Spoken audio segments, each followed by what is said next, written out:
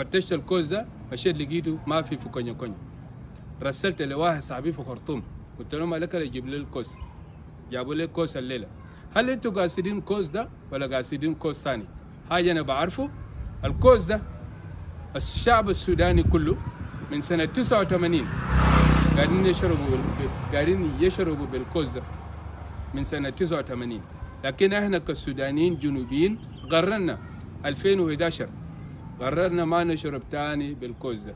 يا راجل يا عجوز مناخيرك هتموت، يا راجل يا عجوز مناخيرك هتموت. ماخدش العجوز انا لا زكه يوجع في الجنان، ماخدش العجوز انا لا زكه يوجع في الجنان.